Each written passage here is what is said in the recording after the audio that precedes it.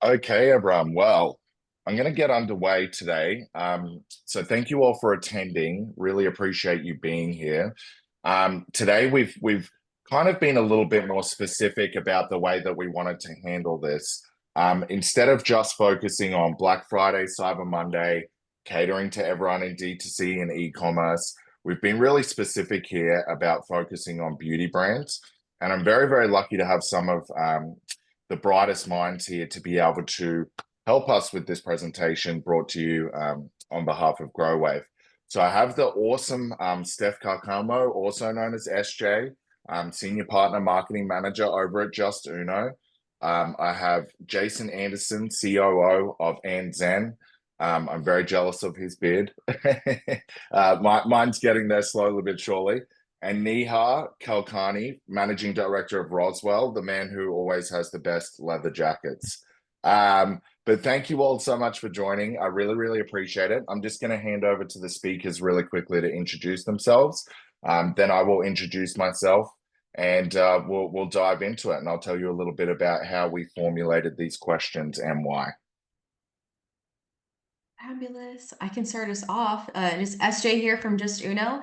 I'm going to be just giving insight from the on-site perspective and just creating a really solid experience that is aiming to convert in that same session, but then also building out that loyalty through different engagement via pop-ups. So not your typical annoying pop-ups, the kind of pop-ups that are helpful, they feel more like personal shopper mode is activated. So I'm excited to hear from everybody. My experience at Justuno is pulling from working with clients one-on-one, actually helping them set up these experiences with pop-ups on their websites.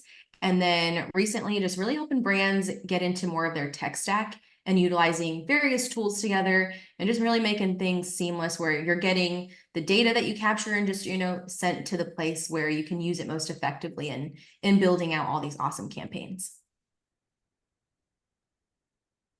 Thanks, Steph. I can jump in next. Yeah, Jason from Andzen. So we're a specialist customer journey agency, which really means that we are kind of a specialist in the CRM and email and SMS space. So we have been around for a bit over a decade, and with what we do, obviously, in terms of retention and loyalty, we work with quite a lot of brands specifically in that beauty vertical to help them kind of understand why people are shopping, how frequently people are shopping, but also how do we figure out what their needs analysis is? How do we know what products to cross-sell them, when to do that, and then how to kind of help them build out their regime and keep as much of that with our brand as possible. And of course, we are partners of both Justuno and Growave. So we have a lot of experience implementing both technologies together to really achieve the strategies that we're generally putting forward for clients. Hey everybody, I'm Nihar Kulkarni, Managing Director of Roswell NYC. We are a full-service 360-degree e-commerce agency based in New York with about 70 brands in our portfolio and a team of about 50 remotely distributed across North America. We have a creative division focusing on branding, logos, UI, UX design, and content curation, videography, photography, as well as graphical assets. Engineering division focusing on systems integrations, custom shop by theme development, headless commerce, subscription commerce, basically fitting square pegs into round holes. And finally, our growth marketing division, full service, full funnel rather, marketing, everything from top of funnel, performance marketing, SEO, influencer affiliate, social media marketing to mid funnel retention marketing strategies and lower funnel CRO, as well as cross sell and average order value increase through upsell. We've been a partner of Justuno since 2016, one of the originals. So it's going on 8 years now. And of course, we're cherish our partnership with Growave, and we're looking forward to talking about the beauty industry today. I'm happy to be here with my esteemed colleagues on the panel. We have been heavy in the beauty space for about a decade now, and we've worked with beauty brands in all capacities. And I'm excited to show you what we've learned over that period of a decade and what we're seeing into the future. Amazing. Thank you so much, everyone. And just a quick introduction from me. So my name's Joe Fox. I'm the SVP of Partnerships over at Growave. Growave is an all-in-one marketing platform that focuses on our core products being reviews, loyalty, and wish list. We work with some amazing brands, Lego, Dermalogica, Sulawusu, a whole bunch in the beauty space. And I'm sure we probably have a few of our merchants actually watching today. But thank you all so much for attending. Going to jump straight into it. But before I do, I just want to talk about a little bit about this and the offerings that we have from each of the awesome speakers that are attending today. We want to make sure that you get the most value and you get an opportunity to access us. So from Justuno, we have a complimentary conversion audit. Andzen, we have a complimentary CRM audit. Roswell, we have a complimentary UI, UX, and growth marketing audit. And from Growave, we're offering a 3-month free trial and 20% discount on all plans for new users. And just as a bit of a caveat to this, all of us obviously work with quite a wide range of businesses across different industries. But just as a bit of a caveat, and specifically, obviously today we're talking about beauty, wellness, skincare, that specific industry. You must be from that industry or that vertical, and you must have at least 1 million a year in GMV on Shopify or Shopify Plus. So I just wanted to caveat that before we kind of jump into the details. But essentially today, what we're really focusing on, as I mentioned earlier, and for those of us just joining, we're really focusing on relevant questions, relevant insights around building a roadmap to your e-commerce success in 2024 and beyond for beauty brands. We really want to make sure that you're asking questions. We're hopefully going to have some time for some Q&A at the end, and there'll be some things that obviously we cover in our questions. But if you'd like to ask questions and everything along the way, please feel free to do so. So yeah, without further ado, I'm just going to chat a little bit around how we came up with the questions and the framework for our questions and the way that we'll be answering these questions. But we've really focused on actual success strategies that can be implemented, from day one to help your business. Emerging trends that we're all seeing. We're all on the forefront of this and e-commerce every day. So we're seeing what's happening and what's changing. We're also going to talk around technicalities, technology, execution, and we're also going to identify some key critical issues as well.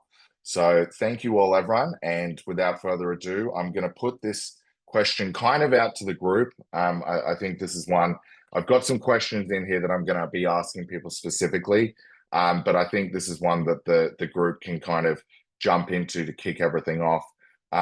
Neha, I'm going to get started with you because you and I had a conversation about this, and you have a really strong statistic that you'd like to share, but I'll just pose the question and then we can kind of jump into it from there. But what are some of the most effective e-commerce strategies being used in the beauty industry, and why are they so successful in 2024? And Neha, I'll get you to kick this one off with that statistic. Absolutely. Thank you, Joe. I'm just going to start off with some stats based on e-commerce growth as a whole and the beauty industry, and then segue into some of the more effective strategies that are being used in the beauty industry, and then hand off to the panelists. Is that okay? Perfect. So Shopify is predicting that e-commerce sales are going to grow by nearly 9% in 2024, due, of course, to the increasing use of digital channels by shoppers and businesses. We're probably going to talk a lot about omni-channel today, but it's important to note that by the end of 2024, the U.S. is going to be the only country other than China to see online sales hit the trillions, projecting to hit about 1.14 trillion, while online sales are accounting for only 15.6% of total retail sales in the U.S. And shopping habits are more and more increasingly online. What that means is that we're just scratching the surface with what the potential is for all of the tech platforms that are on the panel today, agencies, as well as, most importantly, the brands. The beauty industry in and of itself is projected to generate $646.2 billion in 2024, up 3.3% from 2023's overall revenue. Approximately $88.47 billion is going to be due to online purchases in and of themselves. Shopping online for beauty is more and more popular with all the demographics. And in fact, one survey found that 71% of US beauty shoppers are using a specialty beauty retailer's website when researching new products. There's a lot to unpack there. In 2024, online sales are expected to make up 19.2% of the total revenue of beauty and the personal care industry. That number is only growing year over year as online shopping becomes ever more prevalent. However, on the Amazon side, everybody knows the retail beast that Amazon is. Health and personal care sales are expected to take up 34.7%, almost 1/3 of the platform's entire e-commerce sales. Omnichannel. Online shopping is also going to be the #1 way for people to shop beauty products, but however, also also heading into retail stores, making purchases at their local grocery store, of course, the Sephora's, and finding products at travel locations and whatnot. The United States has the largest beauty and personal care market of any country at about 97.81 billion in revenue, followed by China at 67 billion, Japan at 46 billion, and India at fourth at 30.54 billion. And finally, consumer spending in prestige categories is also rising. Across 4 main beauty categories: makeup, skincare, fragrance, and hair care. The industry saw a larger year-over-year increase in revenue for prestige than for more mass market products. So wanting to segue into the most effective e-commerce strategies being used in the beauty industry and why they're successful in 2024. Well, I just talked about prestige and luxury. Companies are, rather than doing a spray and pray strategy, they're realizing that they don't need to be everything to everyone. They're focusing instead on serving a defined audience. And so as a beauty brand, you need to understand, where do you sit in the spectrum of the consumer demographic, and understand that you need to serve that defined audience and not just spray and pray, basically put everything everywhere and hope that it all works. And then prioritizing unit economics and profit over growth at all costs is critical to being able to make sure that you continue to grow as a brand as market conditions have worsened. Everybody knows that interest rates are at all-time high. Credit card debt is at all-time high. You have platforms like Afterpay that are removing the ability to use certain debit cards for payment because people aren't fulfilling on their debt obligations. So you need to be able to be more and more competitive in this emerging market. And finally, one of the most effective e-commerce strategies is understanding your consumer, because through zero-party data accumulation. So zero-party data, what does that mean? Everybody knows first party, third party, etc. Zero-party data is when you're actually engaging customers, for example, in skincare quizzes, in hair care quizzes, and quizzes where they're voluntarily submitting information so that they can get particular formulas or regimens or routines that are going to be relevant for them. And also understanding subscription and the routine economy. The routine economy is critical because right now people have an understanding that this is going to be my shampoo and conditioner. This is going to be my facial routine. This is going to be my body care routine, and so on. And getting your customers into a routine economy that is a part of your brand is some of the strategies that we're seeing be very effective for beauty brands in 2024. That's awesome, Nihar. And I think you touched on some amazing points there. And I think, omni-channel, I think you mentioned that, and I know that's going to come up in almost every question, but I think, Shopify are investing so much into their POS technology. I know they're being, very aggressive, going up against the likes of Stripe and Square, and really trying to dominate a lot more in that market. And I think, to your point around data and zero-party data, I think there's so much data that can be collected at that point of sale as well. And as an example with Growave, and I don't want to harp on too much about Growave, but we have a really strong integration with Shopify POS. So being able to reward loyalty and all of those sorts of things not just online, but also in the retail channel. And I think, those omni-channel experiences are going to be more and more important, particularly in something, like the beauty and wellness and skincare space. Steph, there was definitely a couple of points there that I feel are super relevant to Justuno. So I'll pass on to you before we pass on to Jason there. Yeah, thank you for that. I took a lot of notes from you, Nihar, on that one. It kind of bleeds into where I'm coming from from the on-site perspective, and that just being like the source of truth kind of channel is what I like to think of the website about. And people coming there, depending on whatever channel they're shopping from, and trying to find what is like credible, what maybe relates to them more on that lifestyle side on their website.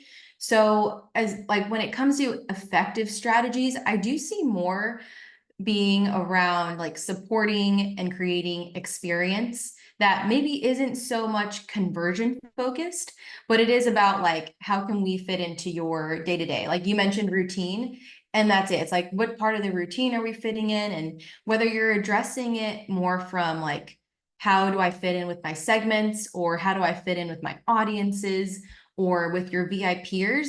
I think there's a lot of brands out there just trying to find one to hone in on, and then taking that knowledge and, seeing how it compares across other audiences to serve up something on the website that is more kind of like I mentioned earlier, that personal shopper mode.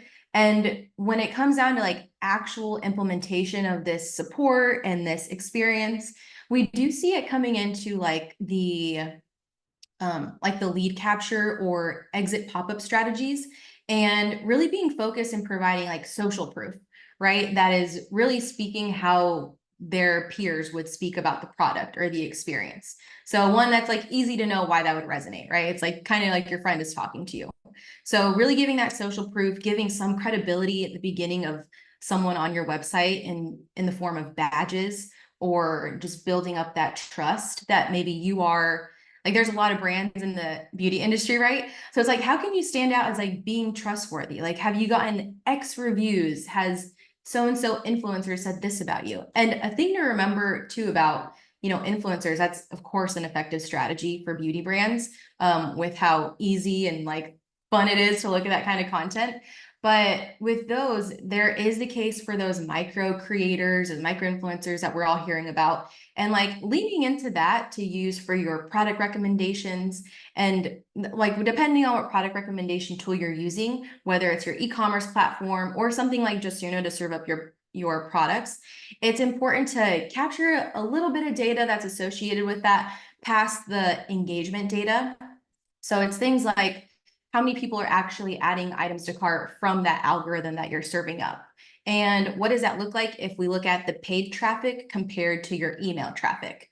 So I'm saying that to say that an effective strategy is also just like digging into that source data and knowing where in the omni-channel someone's coming from. And that enough is to influence some sort of personalization if you can't really get in the weeds of like segment building or diving into the audience. I realize it's August, almost September, right? So we're kind of pushing it. Ideally, we're kind of midway through our Black Friday, Cyber Monday plans, but this is like to be successful to the end of the year. So these are still things you can implement when it comes sales time, focus on the conversion, turn off these test things that you have going on, and then post-holiday refocus on data that you're capturing and source traffic, with the idea to really help support and create an experience that isn't all focused about getting to the checkout, but just the next step, the next click. Amazing. That's such good insights, SJ. And I think, talking on that and the power of that data is a really, really good segue for Jason to kind of have a conversation there, because I know that, with Justuno, that's happening a lot with Andzen's merchants and everything as well. So Jason, what are your thoughts here, mate? Yeah, I mean, we talked a little bit about first party data there, and it really is a game changer when you think about what you're able to do when you have that data versus what you're not able to do. And in the skincare and beauty industry in particular, we've seen a real trend over the last 5 years, and I'm sure that there's probably some of the merchants here today. They might have a specialist brand that caters to people with skin tones that have been traditionally underserved, or particular types of products that have traditionally been underserved.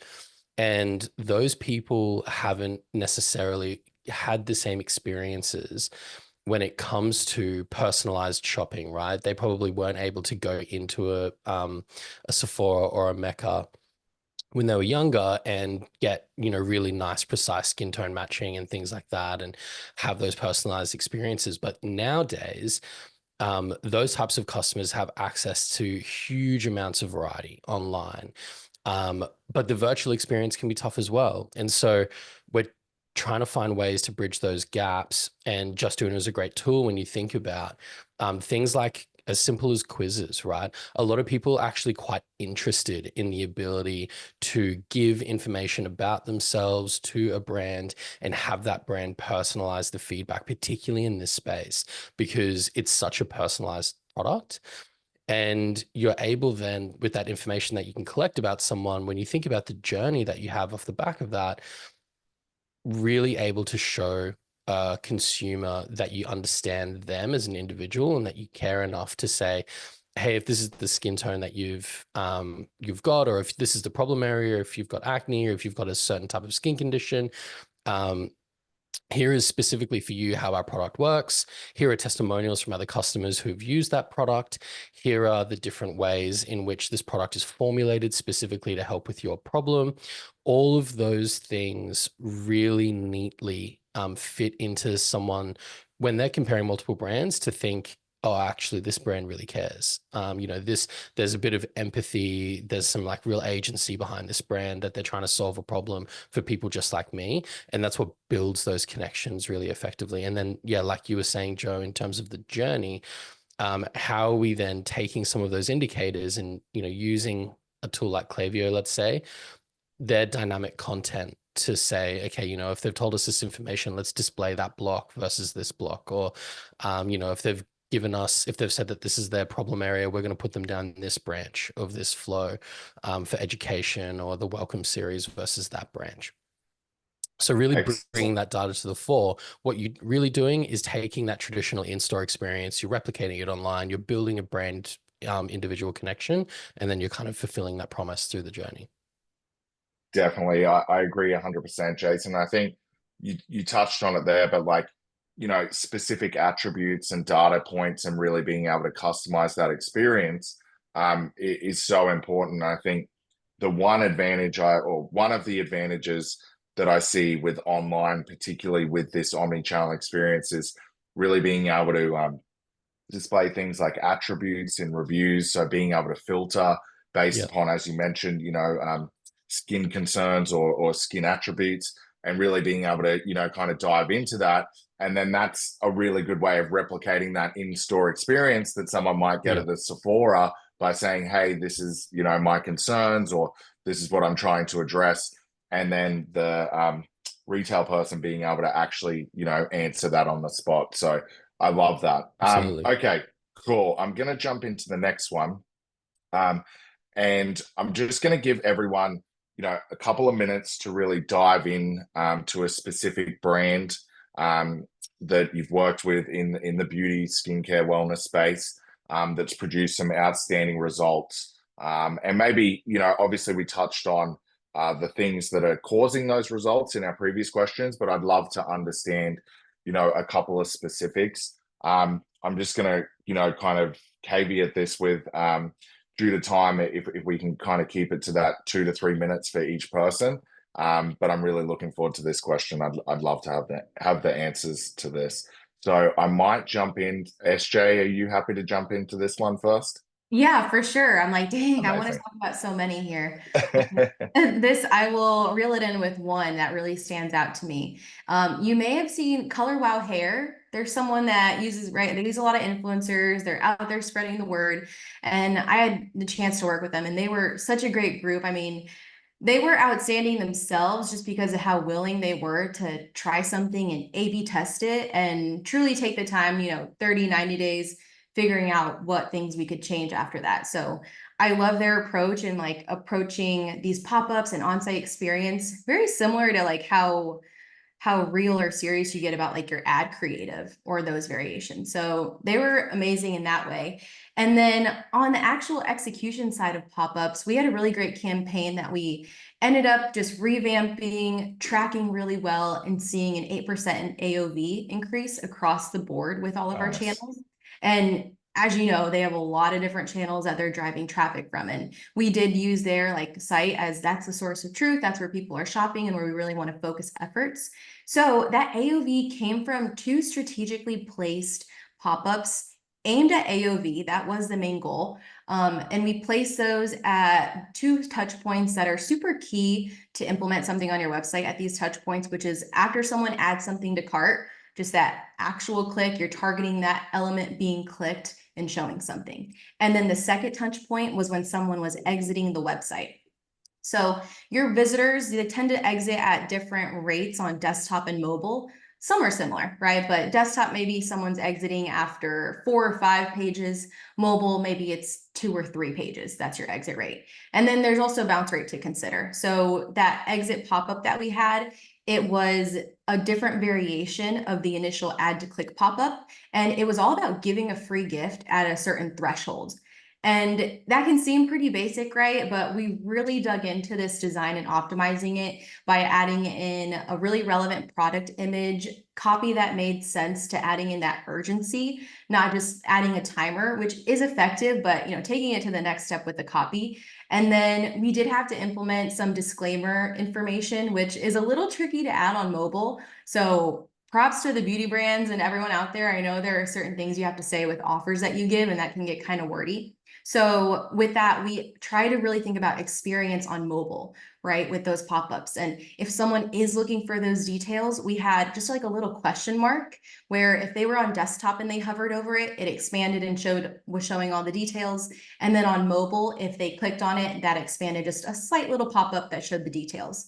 So you can see there, we're trying to focus on experience. It's trying to focus on support and making sure we're not filling up the support queue with all of these sale, offer, or free gift details, questions. So we're really effective in just putting together a solid pop-up for both of those fronts.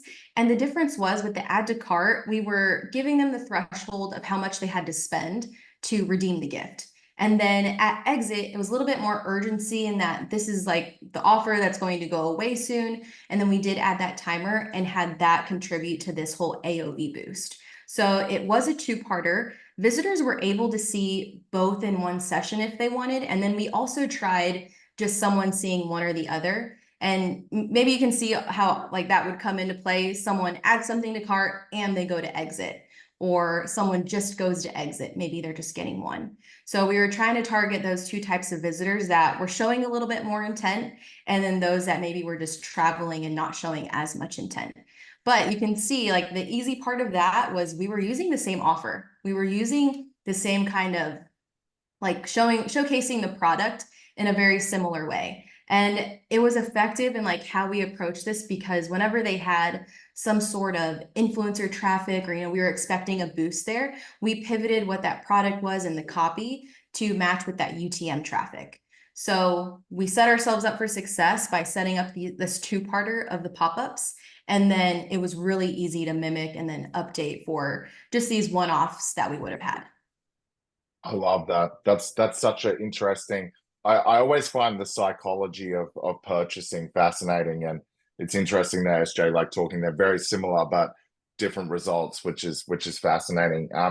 Neha, I'd love to get your kind of thoughts on this too. I think I know for a fact that we've discussed some of these beauty brands and the successes they've had. So I'd love to hear kind of the top one that jumps into mind when this question comes up.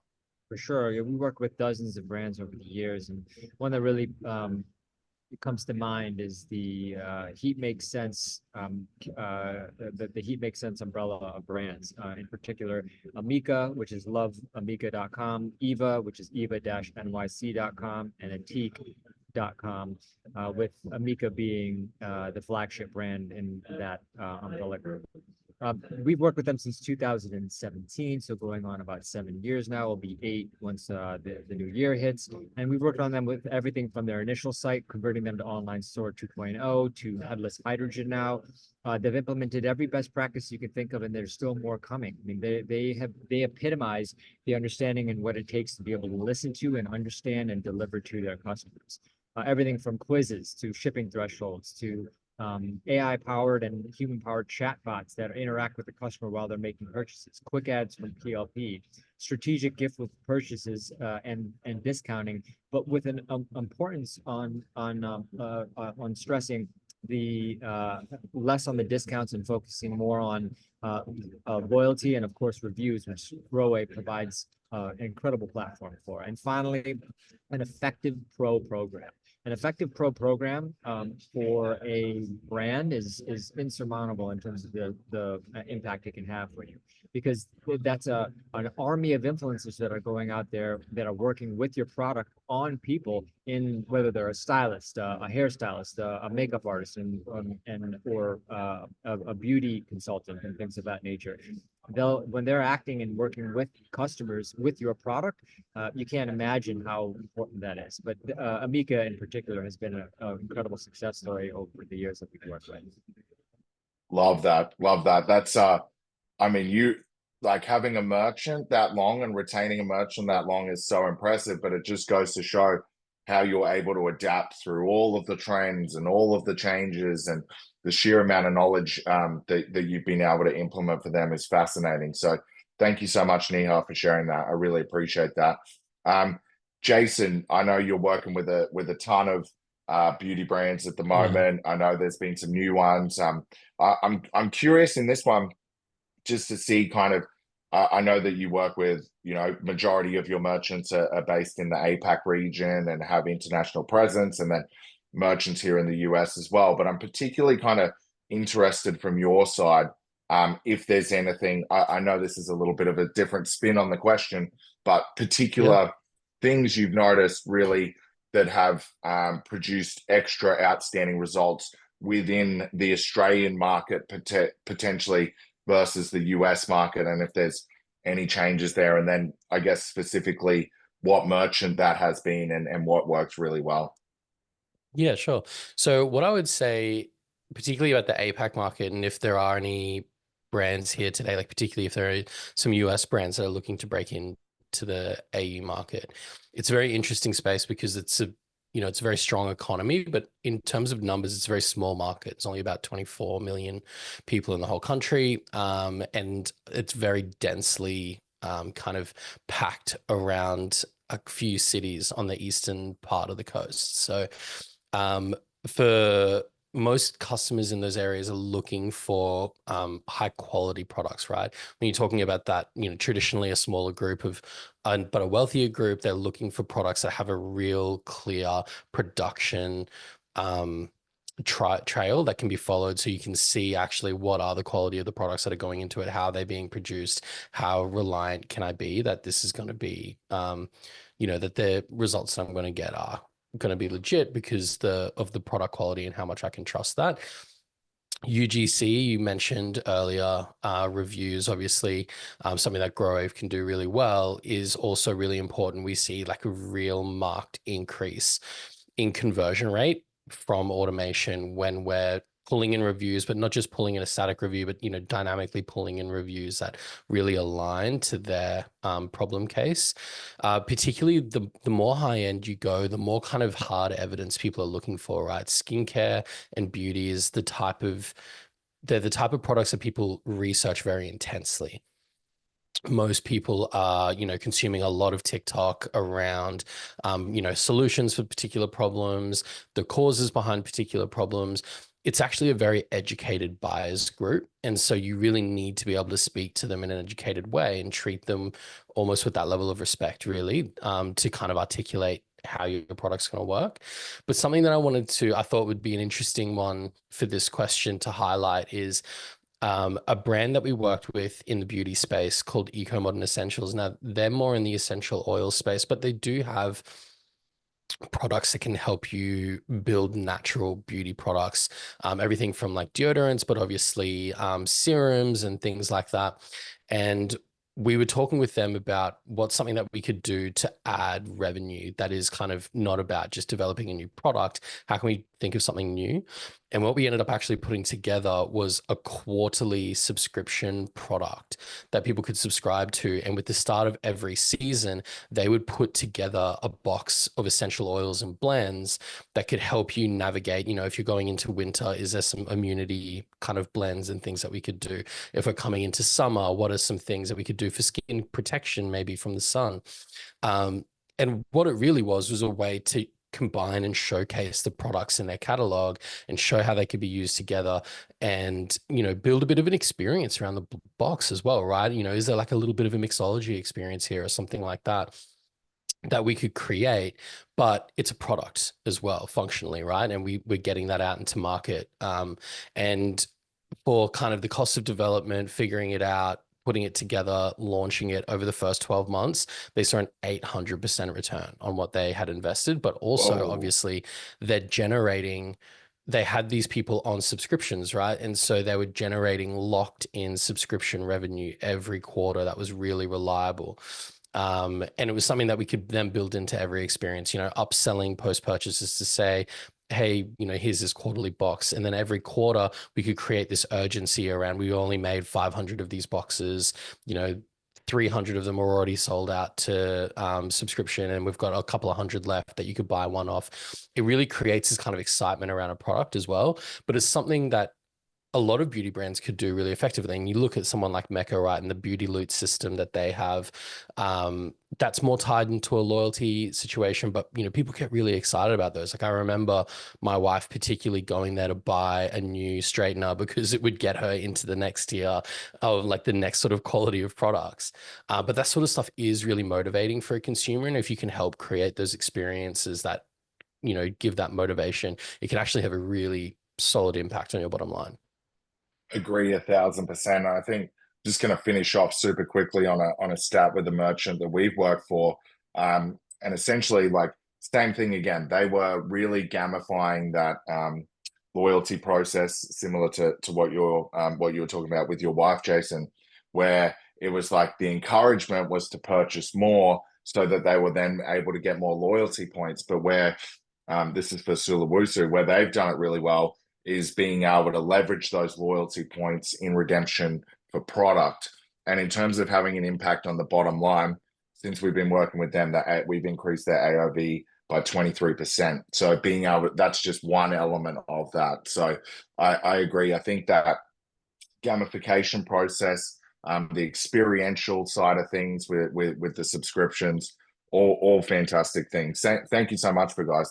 That was a very, very insightful lot of answers there. I think we kind of touched on this one a little bit in these last two questions. So I'm actually going to go through into a specific question, and these next three questions, just for the audience so they know, we've actually tailored these to each of the speakers. So Jason, I know you just finished up talking, my friend, and I know it's early in Australia, but here's another one for you because I think this is very relevant to you and what you're doing at Andzen. So I'm going to frame this to you.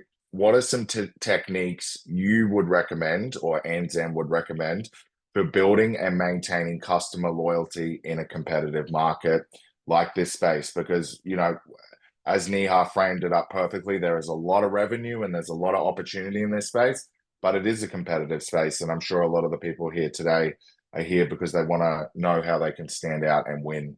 So, For sure. Jason, take it away. Yeah, what I would say, first of all, probably one of the most important things is branding your loyalty program. It's often something that gets a little bit overlooked, but it's really important for that program to not just be, yeah, bronze, silver, gold, you know, you get some points. It's basically a cashback scheme. Off you go, like this is going to build loyalty, because it doesn't, right? Like, sure, some people are going to be motivated by the idea of a discount, but when people are joining a loyalty program, the mentality needs to be that they're joining a community. And if you're not making your program look like a community, that's not really what it is. It becomes a cashback program. And so I think the first thing that I would say is it's really important to build that branded experience around your program. So if you have a brand that, you know, part of your maybe design ethos is coastal, or maybe it is you're leaning into some core products. You know, is there an ingredient or core ingredient in your products, or a range of ingredients that maybe have something about them that you can lean into? And then how can you bring that into what your tiers are called, what the currency is called? All of those things are really, really important for making your program stand out a bit. And it's not that much work, you know, like it's a little bit of time investment, but the reality is you're probably going to feel a lot better about your program, and you're going to be much more engaged into your program as well if you've done those things.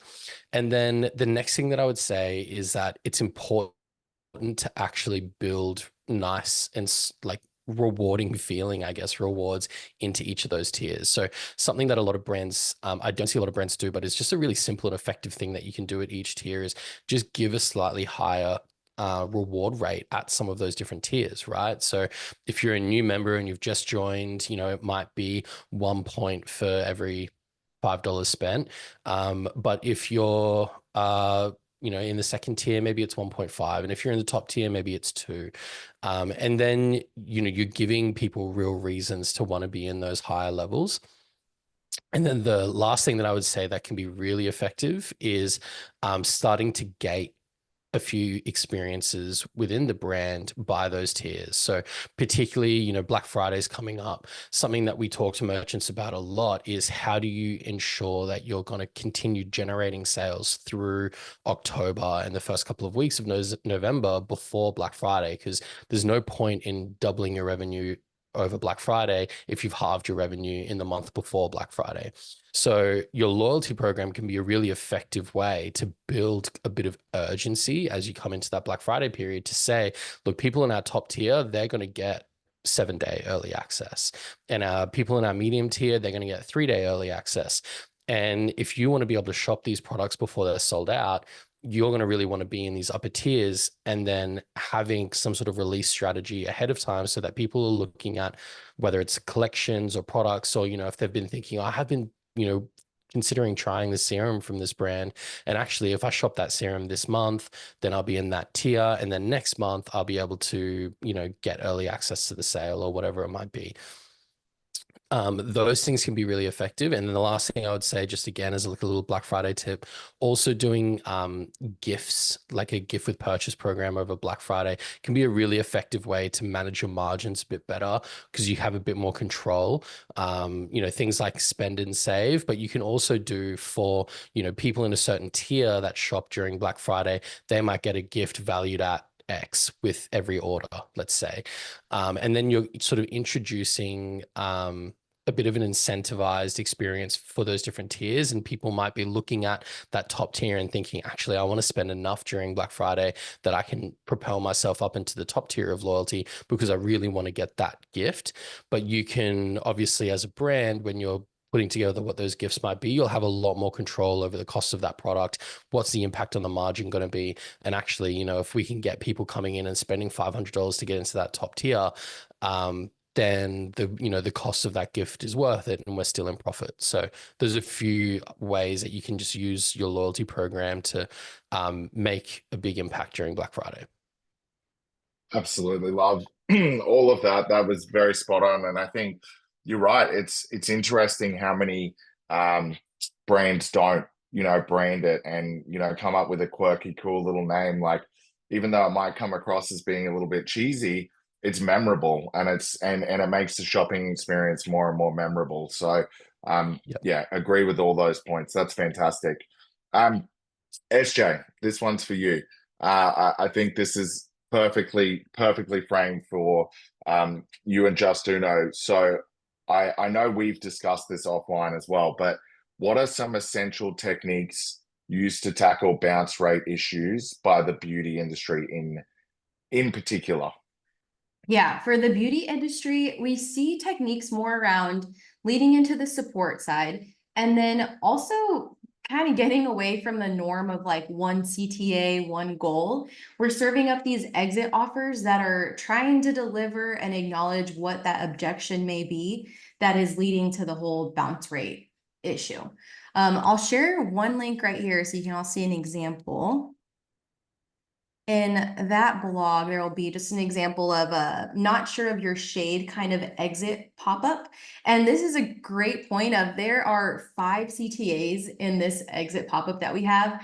Performance as far as engagement, so people actually clicking through to things, is past 30% trending on that side. And then we are also seeing conversion rate anywhere from 10 to 15% from this traffic.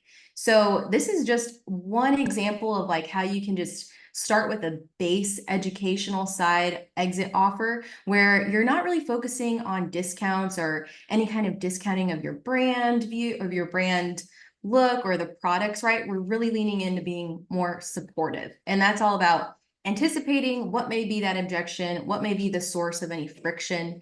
And this one addresses quite a few things. I think beauty brands, right? You're getting a lot of traffic from different places at different points in people's lifestyle every day. So we've got a free return shipping offer, which is super clutch for beauty brands. I think Jason mentioned it earlier. Like, it's something that you're committing a lot of time to see what's the right fit, what's the right match for you. And then we've got a shade finder. So something really cool that's a part of their website. And we're just linking to that shade finder on that product page. We've got an Ask a Pro, which is getting them to actually open up the chat and then talking with someone and filling out a form where they get to talk with a pro that's giving them a lot of makeup tips and coming from a perspective of like, I'm your peer, let me help you. And then I love the read reviews and foundation finder, because reviews is not something that we tend to highlight really early on. I feel like when there's experiences, right, Joe? It's like maybe more down on the product page or one off here and there. So although we're not, putting in any kind of trust signals here or review badges, we are showcasing like kind of, hey, we have some confidence here, go check them out for yourself. And that's just keeping them on the page. I love that. And I think like that multiple CTA component is so important. And I love the fact that it's like a gamified way of personalizing it. So it's like you're engaging people and making it more personal for them. So it's like the intent would just skyrocket from there. But you're also not like forcefully trying to sell. So I love it. It seems like the perfect combo. So that sounds like a really really quick way people can essentially lower their bounce rate. So that's awesome. Thank you so much for that, SJ. I appreciate those insights. Okay, cool. This one, Neha, you and I have had multiple conversations over the past few weeks on this topic for other industries, for particular merchants. But I really, really would love to hear and let the audience hear your perspective, your expertise. You've obviously, you've been doing this in this space for a very long time with some very solid beauty brands. So I'd love to know where should beauty brands really be allocating their resources, essentially? Like where is the key areas they should be implementing their effort and resources? And obviously, leading up to Black Friday, Cyber Monday, and to Jason's point, and to SJ's point, how do we keep everyone spending up until then and beyond? So I'd love to hear that. For sure. Thank you. Yes. I said earlier that Amazon was something around 35% of all their sales. Almost 1/3 of the entire platforms entire e-commerce sales are focused on health and personal care. That's huge. And what does that mean? It means that yes, the online market for beauty is massive. I've talked about that earlier at the beginning of the webinar, but it also means that Amazon is the world's largest competitor for you, because they are the world's largest vending machine. They'll beat you every single time when it comes to price, variety, and deliverability. So how do you beat them? So at the core of it, we've talked about it, ad nauseum here, and as Jason earlier in his response, but loyalty. And you guys have a fantastic loyalty and rewards program, Joe, at Growave, and you need to make sure that you have that in place, because when customers are building up loyalty points with you, you give them a reason to come back to you during Black Friday, Cyber Monday, when they're getting slammed with all of the different promotions and marketing that are going on. You don't look like you're just a discount brand. But some out of the box thinking that are based on the trends that are happening right now. Internationalization is something that all beauty brands should be thinking of, based on if you can have your products registered in those markets. Right now, I think from my research, Mexico will rank first in retail e-commerce development with a compound annual growth rate of about 11.7% between 2024 and 2028. For comparison, the global retail e-commerce compound annual growth rate is sitting around 9.83%. Mexico, followed by Argentina, currently leads the world's fastest growing online retail markets. So you need to be looking at internationalization as a whole. Omni-channel. You have to understand that you need to be everywhere your customers are. You need to integrate with the Amazon marketplace, with Walmart, with other places, depending on the prestige elements of your brand.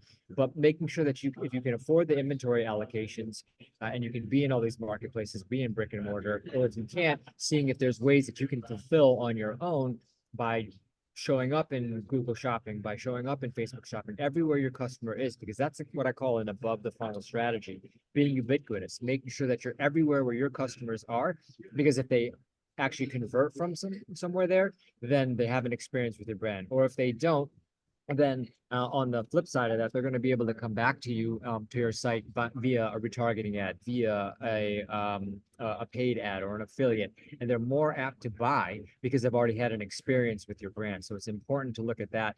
And so omni-channel combined with an above the funnel strategy, and then bringing that with your top of funnel strategy, can really be an effective tool. social commerce. Right now, with everything that's happening with TikTok Shop, the integration that came out yesterday with, or 2 days ago with YouTube and Shopify, basically with their YouTube affiliate marketing program in terms of the accreditation. Shopify now has a direct integration where you could feed your product feed straight into YouTube. And so if someone is doing a YouTube cast, they're a accredited affiliate. They're not just a micro influencer that is a spray and pray type of strategy. They can actually talk about your product. They can click on it and they can be directed to your site and have the on-site user experience optimized, the optimized user experience conversion strategy that's on your site and have that experience directly with your brand.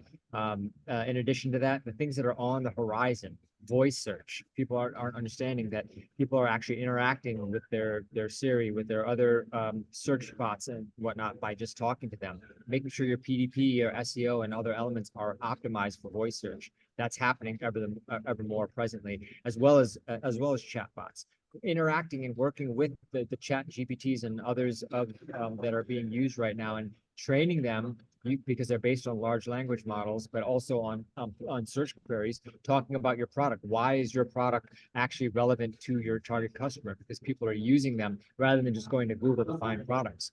And finally, live commerce. Live commerce is critical right now. You see, everything from Firework and Live Me Up to Videoize and more. People want that QVC experience. I mean, it's massive in China, but it's starting to come over here to the US right now, where people are seeing products being used in real time. And what does that do? Well, it adds social proof, which Growave, you guys provide reviews, but when people see those reviews and then they also are able to see a further UGC proof by a video that it maybe is archived or it's actual real time, but products being used in real time and being able to shop while that's happening is incredibly critical.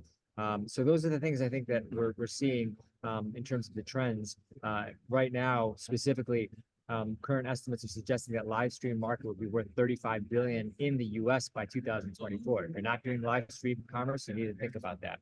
And I think those are the things that I think our brands should really be focusing their efforts and resources on.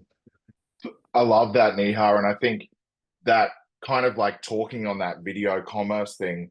I think that Shopify YouTube integration is going to be, if everyone here isn't doing that already, get onto that straight away, because I think that feeds into exactly what you were saying around Firework and everything, but it's also feeds into, Nihar, around what you were saying about being where your customer is, and our customers and the customers here, I'm sure, or sorry, the merchants here's customers, they're on YouTube. Like, the rate of, I don't know the exact statistic of it, but whilst every other video streaming platform is losing subscribers, YouTube and YouTube Premium are gaining subscribers. So that market is something to really pay attention to. So yeah, all very, very valid points. Thank you all so much.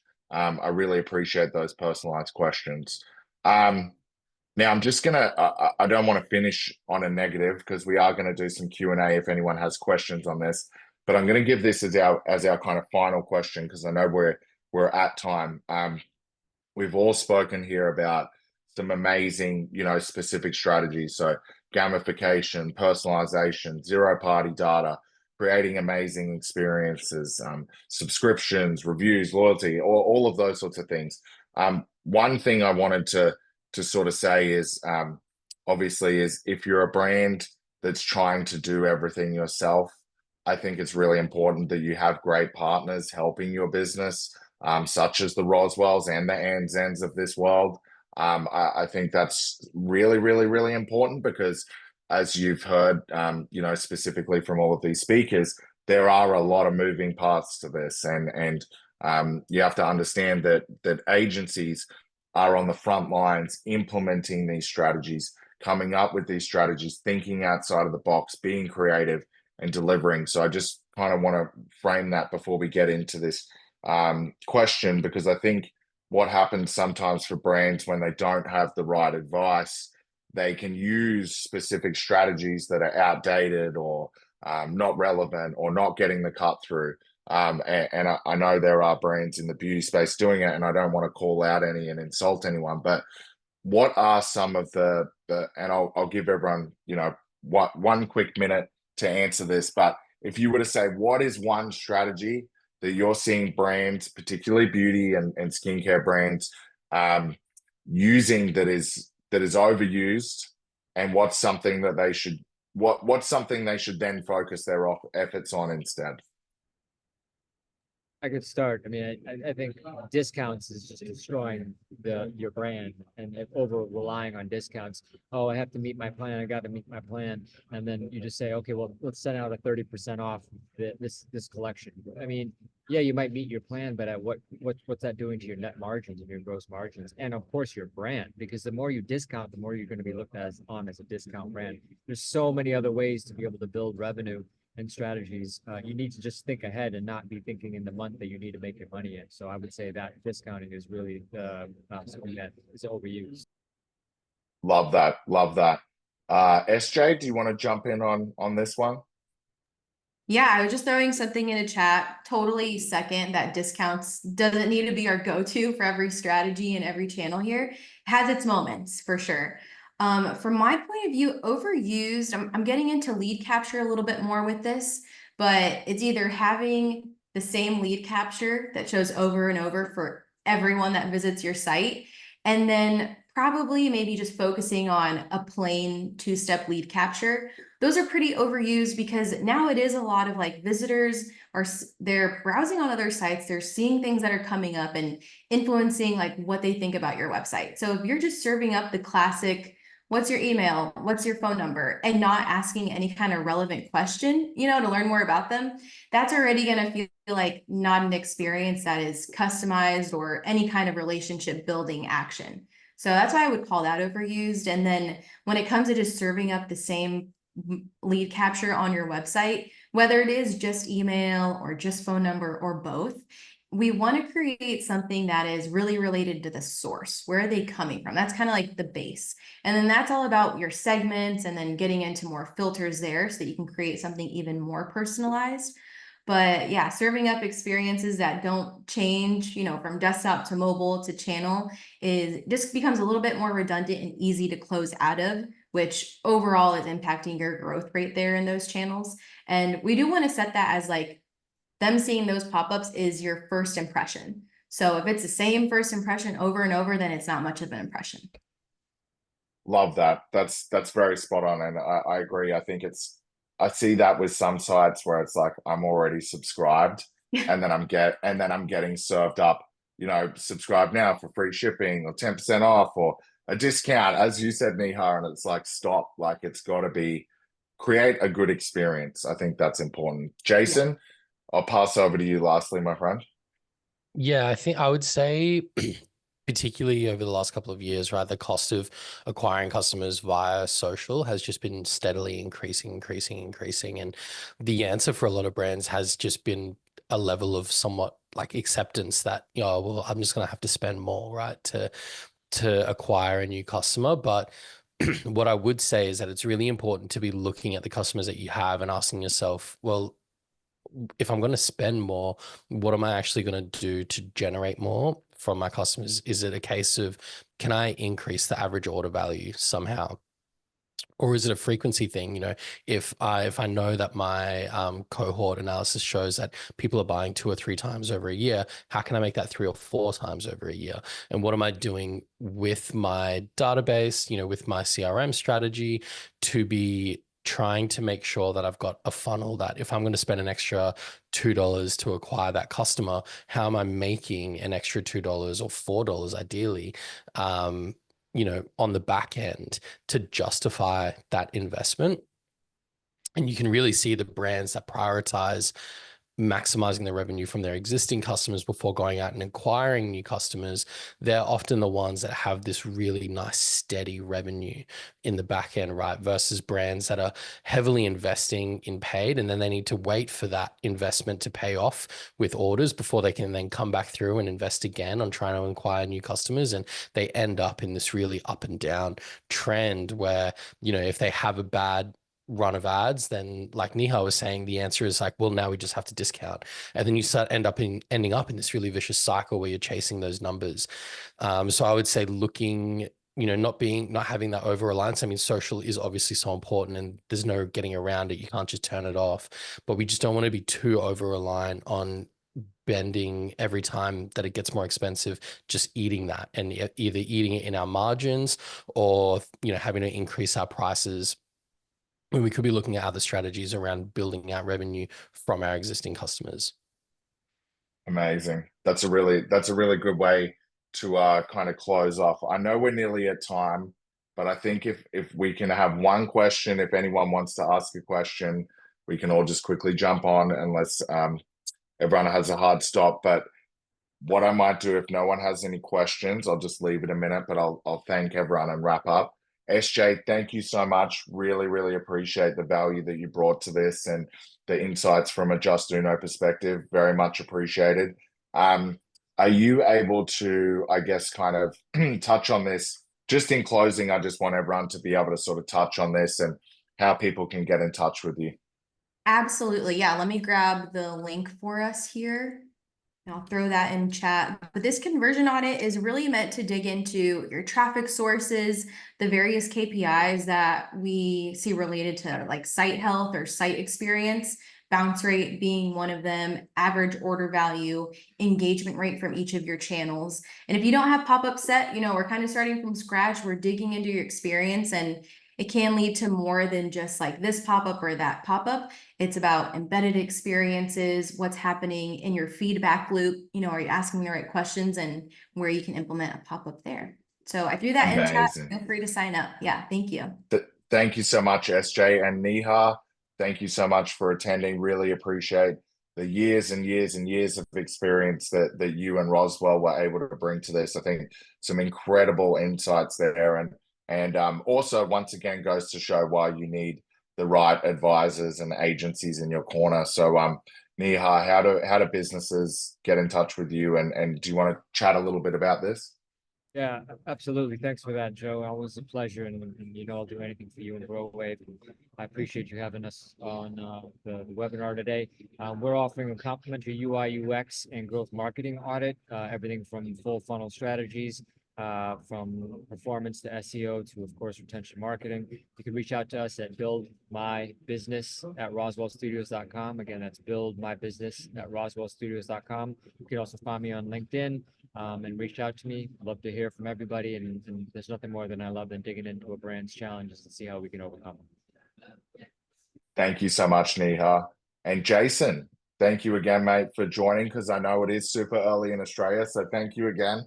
And funny fact, just for everyone on here, Jason and I are from the same area in Australia. So you got two Australian accents on the call today. But thank you so much. Really appreciate your insights, Jason. And can you chat a little bit about what Andzen is offering here and how to get in touch? Yeah, absolutely. So yeah, if you're interested, we're offering a complimentary CRM audit. So this is a 20 to 30 page document that looks at everything in terms of your CRM performance. So your data capture strategy, your list engagement, your deliverability as well from a technical standpoint, but then also a review of your flows and of your campaign performance and all of that compared against benchmarks specifically within your industry.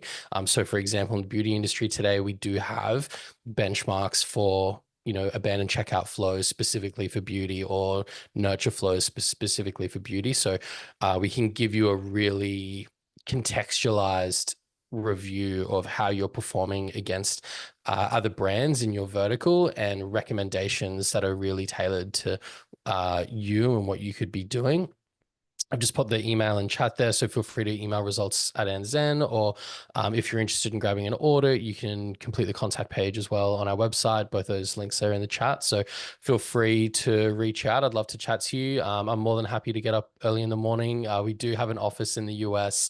We've got a team in the US as well, so we absolutely, for merchants that are there, and then obviously for any merchants that are in the APAC region that have getting up, the sun is literally rising behind my monitor right now. Yeah, would love to hear from you as well. Awesome. Well, thank you all so much again. I really appreciate it. Just for everyone's awareness, Growave are going to be running a series of these webinars targeted at different industries. hopefully you'll see these speakers all again at another one of those, because I know everyone has expertise in every vertical here. In e-commerce, just a quick one too. If anyone wants to reach me, Joe Fox on LinkedIn. If you'd like to take advantage of our 3-month free trial, we never do these. So if you'd like to take advantage of that, we're offering a 3-month free trial. That's a tongue twister, and 20% discount on all plans for new users. Thank you all so much for attending. Thank you to my esteemed speakers. Really, really appreciate it. Thank you to the team for organizing, and look forward to seeing you all again soon, and have a great afternoon, evening, or morning, wherever you're tuning in from. Thank you.